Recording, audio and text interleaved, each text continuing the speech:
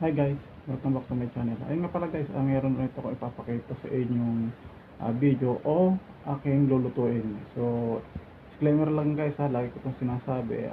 Hindi ako eksperto sa pagluluto. Ito ay madalas ko lang ginagawa dito sa bahay pagluluto ko.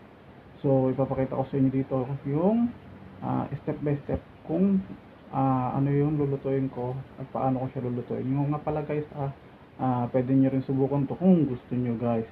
Sa inyo naman kung gusto nyo subukan. Kaya ipapakita ko sa inyo yung pagluluto ko ng aking adobo guys.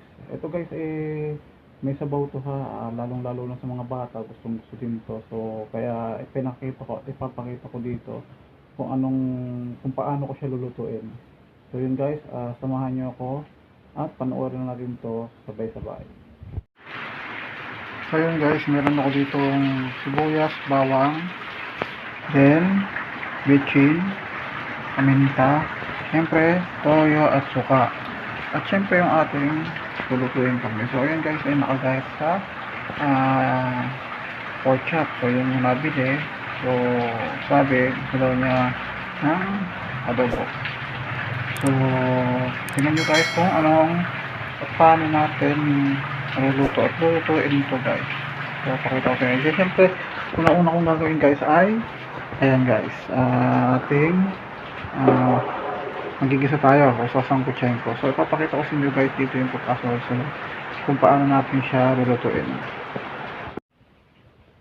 So ayan guys, meron na siyang mantika. Pininitan ko na rin ang kawali din. Ilalagay ko dito guys yung sunod na gagawin ay ilalagay ko dito ang bawang at sibuyas. So yun guys, igigisa muna natin guys yung bawang at sibuyas sa kawaling merong mantika. So papakita ko sa inyo guys dito yung pagkasunod-sunod. Para guys, ang ginamit ko ditong pagkakarne ay yung parang gayat ng pork chop, pero mas maganda guys gayat dito dapat ay po. So yung malaki, hindi yung ganito. So gusto lang kasi dito ng adobo, kaya ito yung aking gagawin na kahit na ganito yung pinakagayat niya. So yun guys, halo-haloin lang natin ito guys hanggang sa mag golden brown. So yan guys, nilagyan ko na dito ng paminta sa kabitsig. Yun muna guys, yun ako nilagyan ng para mas mabilis siya lumambot. Pero siyempre sa ganun yung medyo malitis lang yung gayat niya, so madali na rin sila lambot. So bigyan mo na guys yung inuna ko. Kasangkusahin ko, ililisa ko muna sa bawang, may sibuyas, at siyempre may masika. So yun guys, tinanong natin ang pagkasunod-sunod na kung paano natin ito ilagay. Yan guys, mamaya guys, pag medyo may mantika na siya, lalagyan mamantika lang natin ito guys ng konti. Then pag mag golden brown na rin siya ng konti, doon ko na rin guys isusunod ang toyo at suka. So pasensya na kayo guys kasi walang hawak ng cellphone, so ako lang din. So kaya medyo may cut na yung iba dito. Ipakita ko na lang sa inyo kung paano yung pagkasunod-sunod na gagawin ko dito. At syempre guys, mamaya lalagyan ko din ito ng patatas. Nasa inyo na rin guys kung gusto nyo lagyan ng patatas. Amin dito kasi lalagyan ko rin dito ng patatas para medyo may iba naman siyang kahit pa paano lasa.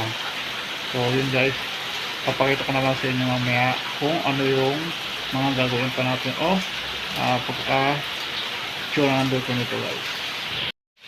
And guys, kung napapansin nyo guys, medyo nagmantika na rin siya at merong part na medyo golden brown na rin. So then guys, isusunod na dyan yung toyo at saka suka. So medyo malambot na rin guys, kaya susunod ko na yun. So ayan guys, ganito lang guys muna ang aking ginawa dito sa aking adobo.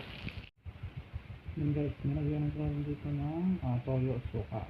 So iiga-igahin ko lang dito guys ng konti, then susunod ko naman dito ilagay ay tubig. So guys, sa inyo kung gano'n ako daming tubig, kasi kung gaano kadami ang nilutong karne. So ganyan naman, kukunti lang din naman guys yan. So pakita ko na lang sa inyo mamaya guys kung ano ang magiging luto niya. Yan guys, Lalagyan ko natin siya ng tubig.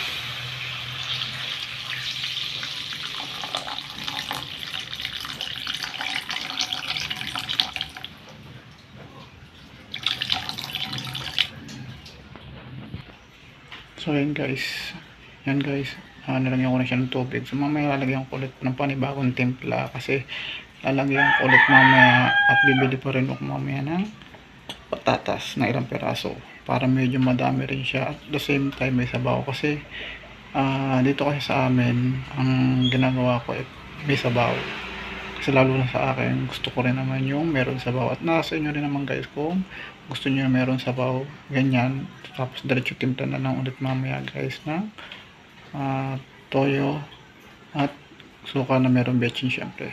So ayan guys, pinakita ko na sa inyo, papakita ko na lang din dito guys yung luto na.